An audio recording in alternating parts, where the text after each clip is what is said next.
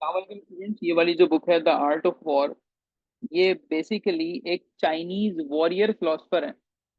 उन्होंने कंसेप्ट दिए थे अबाउट वॉर। ठीक है। अब इस किताब का खुलासा ये है, पहला इसका खुलासा ये आता है, to win without fighting is best. पहली लाइन हमें मिली, to win without fighting is best. अब आप जरा सोचें कि ये जुमला जो है कितना छोटा सा जुमला है और इस किताब में से लिया गया है। हम इसको कहाँ कहाँ इस्तेमाल कर सकते हैं। सबसे पहले तो हम इसको अपनी जिंदगियों में इस्तेमाल कर सकते हैं। कहीं पे कोई नॉर्मल बात हो रही होगी तो हम यही कहेंगे कि यार देखो, मैंने सामने वाले से बदला कोई नहीं लिया, मैंने जो है उसको कोई मामलात नहीं किया, उससे मैंने फाइट नहीं की, लेकिन उसको मैंने अपने इखलाक से हरा दिया। कहते हैं जो बदला लेते हैं वो कमजोर होते हैं। तो अगर आप वहां पे चीज लिखेंगे, to win without fighting is best by Sun Tzu, तो ये एक आपके पास बुक रेफरेंस आ गया कि जी इस किताब के अंदर ये लाइन है। ठीक है बेटा। सेकंड वो कहता है, plan for what is difficult, plan for what is difficult while it is easy, do what is great while it is small. अब आप ये देखें कि plan for what is difficult, जो मैं आपको बात कहता हूं, कोई भी मुश्किल काम है, जैसे सीएसएस की जर्नी है। अब आप इसमें घुसे हैं रैंडम, कभी इससे पूछ रहे हैं, कभी उससे पूछ रहे हैं, कभी वो मेंटोर, कभी वो टीचर, कभी ये किताब, कभी वो किताब। You are making thing more difficult for you. ठीक है। सुन टू अपनी बुक में कहता है, plan for what is difficult while it is easy. अभी हमने शुरू नहीं किया, हम प्लानिंग पहले करें। Do what is great while it is small. मुझे पता है कि सीएसएस में मुझे 6 दिन तक लगातार 6 6 घंटे लिखना है और 12 पेपर देना है। मुझे क्या करना है? लिखना है, लिखना। लेकिन आज का बच्चा क्या कर रहा है? सर नोट्स दे दें, सर लेक्चर दे दें, सर मटेरियल का, अरे भाई आप लिख ही नहीं रहे हो। So do what is great while it is small. आज आपने क्या करना है? छोटी छोटी चीजें लिखने की कोशिश करनी है, तब जाके बेहतर होगा। इसको आप ग्लोबल वार्मिंग पे लगा सकते हो। सर ग्लोबल वार्मिंग पे कैसे लगेगा? ग्लोबल वार्मिंग हो क्यों रही है? छोटी छोटी चीजों की वजह से। क्या, किस वजह से? एसी चलाया आपने, एसी के आउटर से जो गर्मी निकल रही है वो कहाँ जा रही है? हवा में जा रही है। हम लोग जो गाड़ी बाइक इस्तेमाल कर रहे हैं उसका धुआं क्या कर रहा है? ग्लोबल वार्मिंग फैला रहा है। हम पानी का नल थोड़ी देर खोल दें तो उससे क्या होता है? पानी जाया होता है। ये सारी जो चीजें हैं, ये क्या है? एनर्जी क्राइसिस और वाटर क्राइसिस की कॉजेज हैं। जब मैं रिकमेंडेशन की हेडिंग डालूंगा तो मैं क्या लिखूंगा कि जी हमें ऐसा करना चाहिए, हमें वैसा, और फिर मैं बोलूंगा as Sun Tzu has written in his book, plan for what is difficult while it is easy, do what is great while it is small. कि अभी पाकिस्तान पे या कराची पे कहत साली नहीं हुई, अभी आपके घर राशन आ रहा है, अभी आपके घर पानी आ रहा है, लेकिन अगले 50 साल बाद पानी नहीं आएगा। तो क्या हम ये सोच लें कि जी हमने तो मर जाना है, अगली नस्ल भुगतेगी, हमें क्या? या हम ये करें कि आज ही पानी बचाते हैं और उस 50 साल की लाइफ को 75 या 100 साल कर दें। बात समझ में आती है?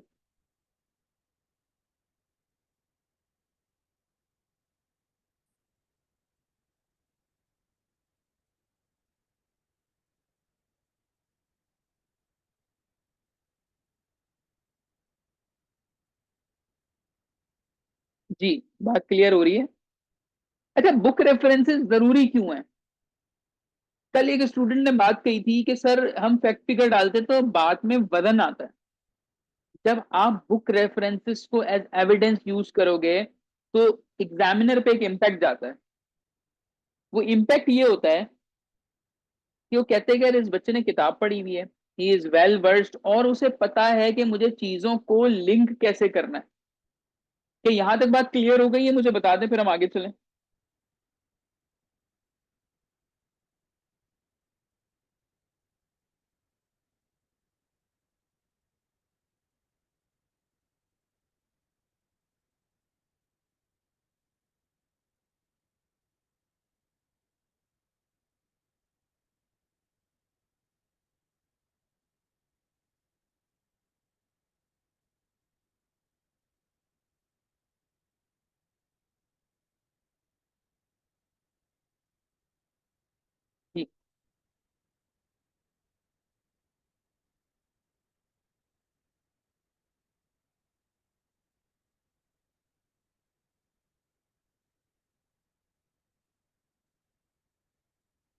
जी बेटा क्लियर है, आगे चले हम।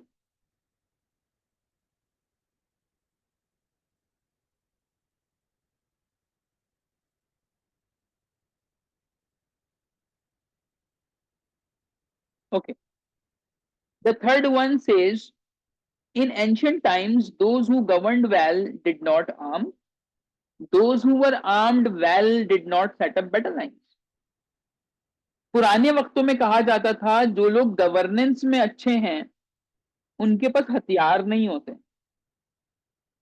और ये कहा जाता था जिनके पास हथियार होते हैं वो अच्छे बैटल लाइन नहीं क्रिएट कर सकते। मिसाल इसकी आ रही है किस पे, जब मेरिट पे बात होगी, गवर्नेंस की हम बात करें, जब गवर्नेंस या डेमोक्रेसी की बात करेंगे तो हम ये बोलेंगे कि देखें जमहूरियत जो है वो असलहे के जोर पे नहीं चलती। अच्छी जमहूरियत जो है उसके लिए आपको असलहे की रिक्वायरमेंट नहीं है। सही हो गया। So those who governed well did not arm, जिन्होंने हमसे पहले चलाई है गवर्नमेंट को, आर्म्स थोड़ी होते थे उनके पास पॉलिसीज होती थी।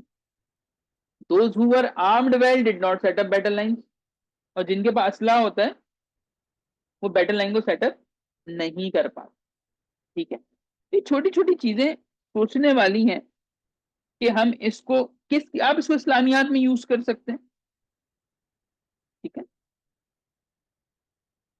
इसके बाद इस किताब में आता है प्लानिंग शुड बी सीक्रेट। ठीक है, planning should be secret, attack should be swift. ये आपने अक्सर कोटेशन भी देखी होगी, लोग लगाते हैं। नाउ अब ये पाकिस्तान इंडिया का अगर मैं रिलेशन निकालूं तो क्या है कि जी हम बात करेंगे ये जो अभी जितनी भी कॉन्फ्रंटेशंस हुई हैं सारी, जो एस्केलेशंस दोनों साइड से हुई पाक इंडिया की, उस पर हम बात करेंगे तो हम बोलेंगे कि रिकमेंडेशंस में that planning should be secret. आप बंद कमरे में प्लानिंग कीजिए, मीडिया पे आउट ना करें, ऐसा है वैसा है। अटैक शुड बी स्विफ्ट, यानी सारा टाइम आपको लगना चाहिए आपकी प्लानिंग में। अटैक शुड बी स्विफ्ट का मतलब होता है कि अगले को मौका ही ना दो, ऐसे मारना आपने। And these things are also applied to your life. आप अपनी जिंदगी में अप्लाई करें इसको। सीएसएस करना है, सरकारी नौकरी लेनी है, इसकी प्लानिंग सीक्रेट करें। 10 लोगों को बताएं नहीं मैं सरकारी नौकरी की तैयारी कर रही हूं या ऐसा है वैसा है, नहीं, आपने छुप के तैयारी करनी है। ठीक है, नेक्स्ट इसमें से लाइन है द वाइस मैन। ये पूरी बुक में से मैंने लाइन निकाली है आप लोगों के लिए। The wise man win before they fight while the ignorant fight to win. ठीक है, अब ये जो जुमला है ये आप ऐसे में भी लगा सकते हो, ये आप ग्लोबल वार्मिंग में भी लगा सकते हो, या आप टेररिज्म में भी लगा सकते हो। कोई भी ऐसे की थीम होगी। इसका क्या मतलब है? इसका मतलब यही है कि जो अक्लमंद आदमी होता है वो जंग में जाने से पहले ही जंग जीत चुका होता है अपने माइंड में। कैसे? इसकी मिसाल आपको इस्लामियात में भी मिलेगी, जंगे ओहद, जंगे बदर के। आप जब पढ़ेंगे ना प्रॉफिट की सीरत, पीस बी अपॉन हिम, आप उसमें जाके देखिएगा कि जो जो जंग वो जीते ना वो उससे पहले उस जगह पे जाते थे, बैटल फील्ड पे वो गए, उन्होंने देखा कि यार मैं कैसे इसको यूटिलाइज करूंगा, कैपिटलाइज करूंगा इसको, कहाँ से मैं अटैक करूंगा तो दुश्मन पीछे हटेगा, और ये फलाना फलाना सारी चीजें प्लानिंग एक दिन पहले। तो the wise man win before they fight, वो पहले ही जीत चुका होता है लड़ने से। वाइल द इग्नोरेंट, इग्नोरेंट कौन होता है? इग्नोरेंट होता है जिसे कुछ पता ही ना हो, जो हर चीज के बारे में लाताल्लुकी का इजहार कर ले। भाई I am ignorant to this, मुझे तो ये पता ही नहीं था, मेरी लाइल्मी है। ठीक है,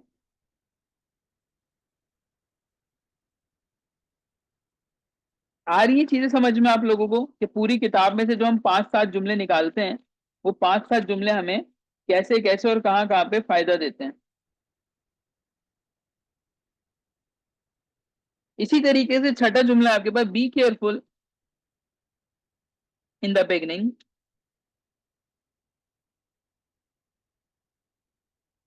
and you have no trouble in the end. अब ये जुमला भी इसी किताब का है। ये क्या कहता है? कहते हैं शुरुआत के अंदर आप थोड़ा सा अगर केयरफुल हो जाएं तो आखिरी वक्त में आपको मुश्किल नहीं होगी। ये किसके लिए हम यूज कर सकते हैं? आर्टिफिशियल इंटेलिजेंस, कंप्यूटर्स के लिए हम इस्तेमाल कर सकते हैं। जब हम बना रहे थे तब तो हम बड़े खुश थे कि जी पहले जो है फ्लॉपी डिस्क थी, अब हम यूएसबी पे आ गए, फाइन। पहले सिर्फ हम प्रोग्रामिंग करते थे, अब हम रोबोटिक्स पे आ गए, गुड है। लेकिन अब क्या हुआ कि जब एआई ने जॉब रिप्लेस करना शुरू कर दी, ग्राफिक डिजाइनर की रिक्वायरमेंट नहीं है, चैट जीपीटी बना देता है, आंसर असाइनमेंट ब्लैक बॉक्स पे आ जाते हैं मेरे पास, गूगल पे सारी चीजें मौजूद हैं। तो अब क्या हो रहा है, हमें मसले हो रहे हैं। जिस काम को शुरू करते हुए आपके माइंड में एम्बिग्यूटी होगी, जिस काम को शुरू करते हुए आपके दिमाग में सवालात होंगे, तो आप वो काम नहीं कर सकते सही तरीके से। इसकी मिसाल इसी तरह से, जब आप सीएसएस स्टार्ट करते हैं, आपको एक कोई एक्स वाई जी बोल देता है कि जी फला फला अकेडमी वहां चले जाओ। आप एडमिशन लेते हैं, एक माइंड सेट आपका बना हुआ होता है, आपने एडमिशन ले लिया वहां पे। एडमिशन के बाद क्या मामला हुआ आपका कि मुझे समझ ही नहीं आता। I still receive hundreds of messages कि सर हमने एडमिशन यहाँ ले लिया था, हमें समझ नहीं आ रहा, आप गाइड करें। कि आपकी तरह कोई पढ़ाई नहीं रहा है, कि आप जो पूरा लेआउट देते हैं, आप इवेल्यूशन करते हैं, आप एक एक बच्चे के पीछे लगते हैं। तो ऐसा तो कोई अकेडमी नहीं, पर 80-80 हजार ले रही है वो तो। So because you were not careful in the beginning, आपने पैसा जाया किया, वक्त बर्बाद किया, आपको ठोकर लगी, and now you have the trouble. तो अगर आप आर्ट ऑफ वॉर को लेकर चलेंगे तो आपके लिए कभी चीजें मसला नहीं बनेंगी। ठीक है, ये भी आप लाइन इसमें कोट कर सकते हैं आराम से। इसमें मजीद भी है, ये पूरी बुक बहुत अच्छी है। और आप ये भी सोच सकते हैं कि सर ये जो जुमले हैं हम कहाँ कहाँ इसको कैसे इस्तेमाल करेंगे, तो मैं आपको एक अभी इस्तेमाल करके दिखा भी दूंगा।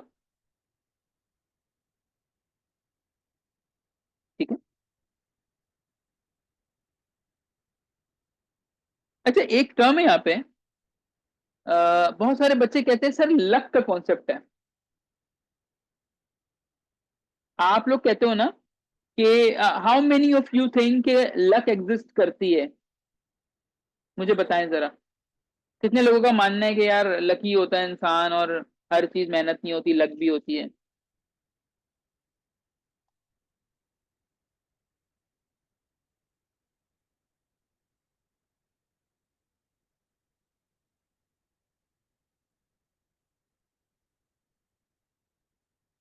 एक कह रही है मेहनत जरूरी है, ठीक है, वो बात ठीक है, लेकिन एक लक का भी तो कॉन्सेप्ट होता है ना। मेरे पास किसी का मैसेज आया था, शायद मैं नाम भूल गया हूँ। उन्होंने कहा कि सर आप बड़ी छोटी उम्र में आपकी गवर्नमेंट नौकरी लगी, आप लकी हैं। मैंने उनको कहा कि बेटा, ये सफर मैंने 2017 से शुरू किया अपना, मुझे 8 साल हो गए, खज्जल हो गया मैं, कितने कितने पेपर दे के मैं फेल हुआ हूँ। तो लक क्या है, चुनटुजू से सुनते क्या है, वो कहता है बी प्रिपेयर्ड। शायद अगर आप इस आज की क्लास में से अगर आप सिर्फ इस जुमले को अपनी जिंदगी में अप्लाई कर लेना, तो आपकी लाइफ शायद चेंज हो सकती है। जुमला क्या कहा चुनटुजू ने, वो कहता है B prepared and you will be lucky. आप तैयार रहिए, मौका आएगा, आप फौरन से उस पर अप्लाई करें, हो जाएगा। थिंग इज के वी आर नॉट प्रिपेयर्ड, हम तैयारी नहीं करते, तो हम लकी भी नहीं होते। बात समझ में आ रही है? पाकिस्तान से बाहर जाना है, ना मैंने पासपोर्ट बनवाया, ना मैंने डॉक्यूमेंट्स अपने सीधे करवाए, बस ये सबको बोलना भाई मौका लगे बाहर। अरे कैसे जाओगे बाहर? हम ये कहते हैं यार काश कोई जैकपॉट लग जाए हमारा, कहीं से कोई चीज हमें मिल जाए। यार हम उसके लिए कर क्या रहे हैं काम? क्या हमने कभी ट्राई किया, लॉटरी ली हमने, प्राइस बॉन्ड्स लिए? कभी हमने कोई मेहनत की उस काम के लिए? हमने की ही नहीं, हम फिर फालतू में बैठेंगे, पता नहीं यार दूसरा आदमी ऐसे लकी हो गया। भाई लकी इंसान अपनी प्रिपरेशन से होता है। ये इसका जवाब आपको वो लोग ज्यादा अच्छा देंगे जो 3-3 दफा सीएसएस देते हैं। वो आपको बताएंगे लक क्या चीज होती है। ठीक है। अच्छा जी, आठवां और आखिरी जुमला इसमें देखते हैं। Those who send those who send people on military operations without educating them रूइन them. क्या मतलब हुआ इसका? जो लोग दूसरों को मिलिट्री ऑपरेशन या जंग पे भेजते हैं बगैर उनको अवेयरनेस दिए, बगैर उनको तालीम दिए, वो उनको तबाह कर देते हैं। You know that you are fighting but you don't know that why you are fighting. एक बच्चा जो टेररिस्ट बनता है, ठीक है, आप लोगों ने भी डॉक्यूमेंट्रीज वगैरह देखी होंगी, आपको पता होगा कि एक छोटे से बच्चे का कैसे ब्रेन वॉश किया जाता है। और इसके ऊपर जो है शर्मीन उबैद चनाई की जो है वो डॉक्यूमेंट्री भी बनी है, जिसका जेंडर स्टडीज है, वो वीडियो भी देखिएगा। वो बताती है कि एक बच्चा कैसे इस्लाम को इतना ज्यादा अपने ऊपर हावी कर लेता है, वो शिद्दत पसंद बन जाता है। ठीक है। तो those who send people on military operations without educating them रूइन them. उस बच्चे को ये तो पता है कि मुझे इसको मारना है, लेकिन उसको ये नहीं पता मुझे इसको क्यों मारना है। हमारा वाई क्लियर नहीं होता। बात समझ में आती है?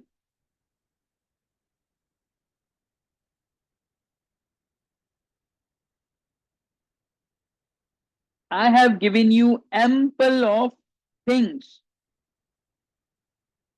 जी, मुझे एक बार कोई बच्चा ओके अगर बोल दे तो मुझे समझ में आ जाएगा कि हाँ यार, आप लोगों को मेरी बातें जो है वो समझ में आ रही।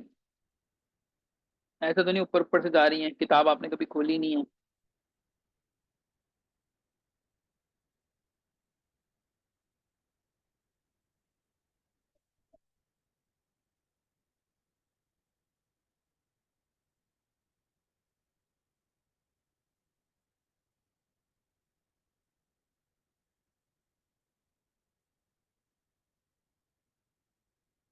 जी बेटा, तो एक बच्चा सिर्फ ओके कर दे ताकि फिर मैं इसको आगे लेकर चलो, मैं आपको बताऊं अब यूज कैसे करना है इनको। आर्ट के ऊपर हम काम करेंगे।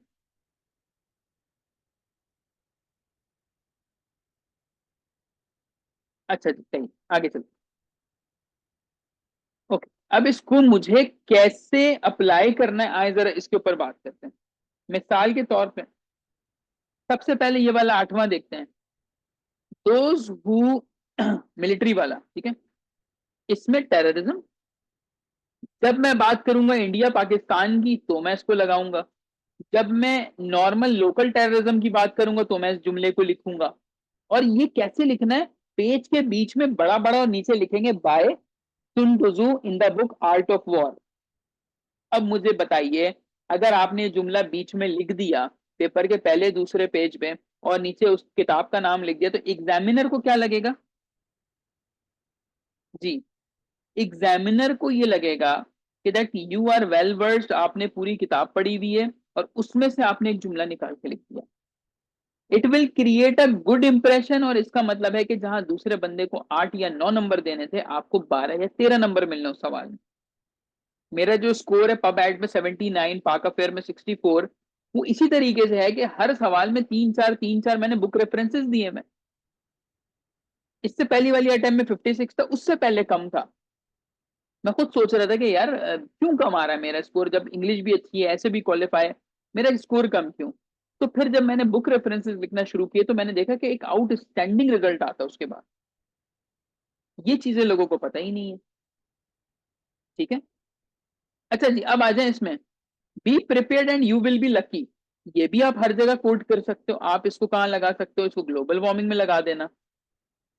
आप इसमें जाएंगे रिकमेंडेशन में, आप लिखिएगा कि अगर हम आज से ही चीजों की केयरफुल चीजें करें, अपनी सारे मेजर्स लें, मिटिगेशन एडेप्टेशन सारी चीजें करें, तो व्हाई नॉट हम, और ये वाली जनरेशन जो है वो बच जाएगी। और नीचे लिखेंगे as in the book be prepared and you will be lucky.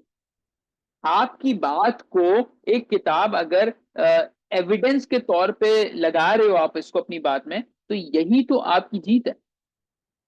आपका आर्ग्यूमेंट क्या हुआ, स्ट्रांग हुआ, ठीक हो गया। Be careful in the beginning and you have no trouble in the end. तो आप आ जाइए आर्टिफिशियल इंटेलिजेंस पे, ठीक है, कि भाई हमने आर्टिफिशियल इंटेलिजेंस को बनाया या हमने कोई पॉलिसी बनाई, तो आप किसी भी चीज के ऊपर इसको आराम से फिट करा सकते, ठीक हो गया। Okay, the wise man win before they fight while the ignorant fight to win. ये बहुत जरूरी है इस्लामियात में। इस्लामियात का पेपर बगैर जंग की बातें किए सही नहीं होगा। आप जब बात करेंगे जंगे ओहद की, जंगे बदर की, बाकी जितनी जंग हुई है, तो कहीं ना कहीं आप ये बात डालेंगे। ट्रीटी ऑफ हुदैबिया, सुलह हुदैबिया आप अगर पढ़ें तो उसके अंदर क्या लिखेंगे, आप ये लिखेंगे कि मुसलमानों ने उस ट्रीटी को, या चार्टर ऑफ मदीना जो हुआ था, उन सबको बड़ा अच्छे से मैनेज किया, प्लानिंग की उसके पीछे। सही है, बातें क्लियर हो रही हैं। हजरत सलमान फारसी वाला जो वाकया है कि उन्होंने मशवरा दिया था कि जी मदीना को जो इन इन साइड से खोद दिया जाए, इधर खंदकें बना दी जाए, तो हमें बेनिफिट मिलेगा और ये वो। तो ये क्या था, the wise man win before they fight. उन्होंने करके दिखाया, हमने इस्लामियत के अंदर बुक रेफरेंस दे दिया इसको। लो, इस्लामियत के एग्जामिनर भी बोलेगा यार ये इसने तो बेहतरीन कर दिया, ये तो कोई करता ही नहीं। I scored 55 in CSS special, जहाँ पे इस्लामियत पिटा है बच्चों का, ठीक है। आगे चलेंगे। Planning should be secret, attack should be Swift. Again आपकी मर्जी, आप इसको जहां इस्तेमाल करें। और इसी तरीके से ये वाला गवर्नेंस पे इस्तेमाल हो जाएगा। और to win without fighting is best, ये ऐसे ऐसे जुमले हैं। आप दुनिया जहान में किसी भी पेपर में आप इनको लगाएं और सिर्फ नीचे रेफरेंस दे दीजिए, आप यकीन करें आपके मार्क्स बहुत अच्छे हैं, ठीक है। अब अगर कोई सवाल है तो आप पूछें।